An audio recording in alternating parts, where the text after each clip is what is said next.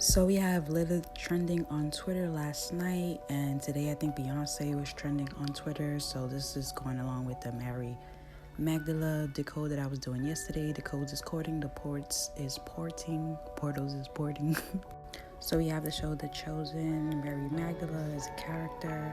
They called her Lilith in the show as well. Now the actress who played Mary Magdala / Lilith is called Elizabeth Tabish. So when you break down the name Elizabeth, you have L for Saturn, you have Liza for Elizabeth, you have Zabith for Sabbath, and you also have Lith, Lith for Lilith. So you have this LLL 777 thing going on. You have, the Lizard, Leviathan, Lucifer, Serpentine codes, which relates to the inner keys, the Anunnaki, the annual key, the key within, unlocking DNA, Kundalini.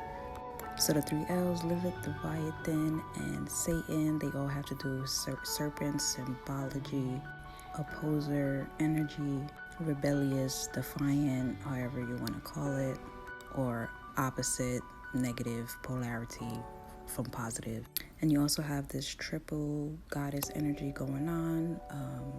The mother that made in the crone, Eve, Mary, and Lilith. Now they're going to show you these three energies in different ways. The mother that made in the crone energy, so you're going to give you a Virgo, with the Beyonce symbolism.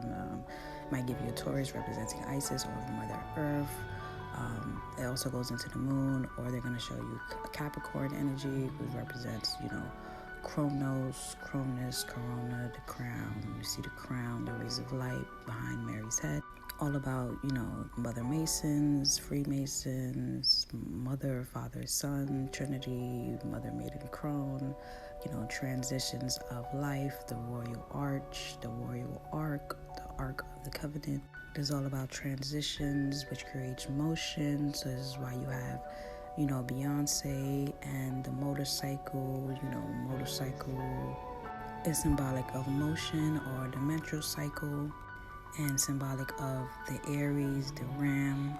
So when you see a picture like this, Mother Mary with holding the child, it's also the same thing as seeing, this with Saturn, both depicting cycles of time for the female, cycle of time for the male. So that's why she has the child with her, symbolizing birth, Aries, springtime. Then she has the crown in the back, or the ray of stars. This is representing Chronos, Saturn, crown chakra, enlightenment, halo, the rings of Saturn, rings around the rosy, or the rosy.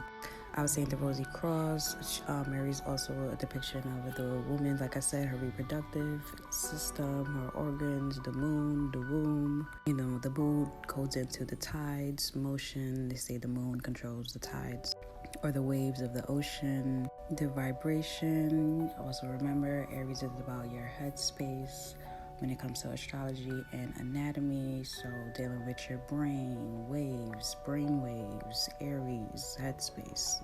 So Aries being your headspace, as above, so below. This is why they're gonna have the half woman, half serpent type creature, which represents Tiamat, which goes into Aries and Capricorn.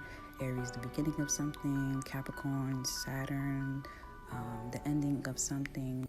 So always showing this dualistic natures, even when it comes to this whole transhumanism, trans-species, transitioning, motion, transforming, all the same thing. So different type of anagrams for Trinity, the 7, the 7, the 7, 7 upside down, LLL. 90-degree angles from the 777 is, 3 angles, 3 different perspectives, Trinity, beginning, middle, the end. Like I said, different transitions of life. Carrie, Bloody Mary, popping the cherry, when a woman gets her period, when she loses her virginity, popping the cherry, Bloody Mary, Virgin Mary, Holy Hose, a vortex, a hex, a pentagram, a hexagram, an anagram is all a part of the spell. The spell, which is the L, which is going back into Saturn. And L, Saturn, the reaper, harvesting energy, coming to collect. So you think of Virgin Mary, she plants a seed, or when you plant a seed, when you birth something, right? And then, harvest season comes around, the winter comes around, and you got to collect, right? So it's these same energies back and forth, birthing, the ending, the beginning, the end, whatever the hell, Saturn and Mother Mary, Isis, however the hell they want to depict her, duality, same stuff, same songs, same spells, same psalms, same shit that you write out of your palms. The funny thing is that I was watching Star Trek. It was Star Trek, The Ark of Truth. I think that's what the series was called, right? And this symbol came up. This was the symbol that they was using to navigate like the starship, right? And this is the Trinity symbol. And most of us are familiar with this symbol from Charmed, right? So this is called the Triquetra. And in the show The Charmed Ones, they use this symbol to open portals to the astral plane, so navigating the astral plane. So when they do this space odyssey type shows, it's just about astral traveling. So when you think of like the Royal Arch, which is supposed to, the arch is symbolizing your headspace, a dome or whatever, 6 and a 9, spiritual to physical, anything that has to do with duality, spiritual to physical, head to feet.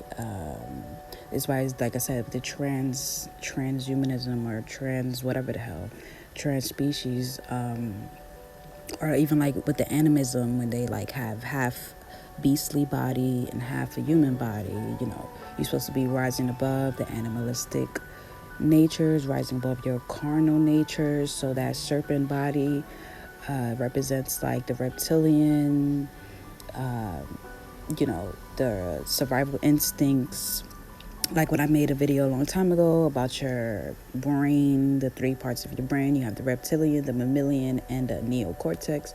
Reptilian is responsible for, just the basic instincts. The mammalian is more emotional. The neocortex is like imagination, blah, blah, blah, blah, blah. So, when they show the half reptilian body is like the, being half man, half beasts, kind of like Animorphs or Sagittarius, when it's the he's half horse, half man, is a symbol of enlightenment, basically signifying, someone who just rises above their lower carnal natures, right? And having a higher mentality, using a higher mind. So even when you think of the movie Matrix or Matrix, people say you got to get into the Matrix. The Matrix is a cube, a simulation, thinking outside of the box. Trinity and Neo, Adam and Eve, masculine and feminine, the frequency and the vibration, subconscious realm, Morpheus representing the dream realm.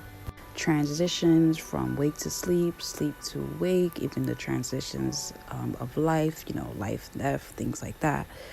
The spiritual world, it's just like all about Kundalini, all about your Kundalini, awakening, the 2 serpents intertwining, the caduceus, all of that, DNA, awakening. The symbolism has always been there. More people are becoming consciously aware of the symbolism. Another thing I forgot to mention with the anagram for Elizabeth was beta is also in there. So you got to think of like, the waves, the brain waves, the emotional waves, and the as above, so below, or they're half man, half beast, or, the lower, the higher, the demon, the angel is about controlling, you having a control, a higher mentality over your emotions. So when you see the symbol, you have Cancer, the moon. So it's about your emotions. It's going to be about a flood of information, something that's going to be affecting your emotions.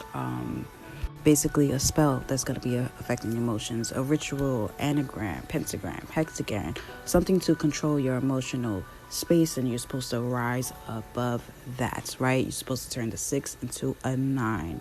Higher awareness, higher mentality. Then we think about the transitional motion and the Fibonacci sequence and all of that stuff. flowing into a transition, going into a transition, coming out of a transition, hopefully in a better state that you was when you went in it, in a higher state.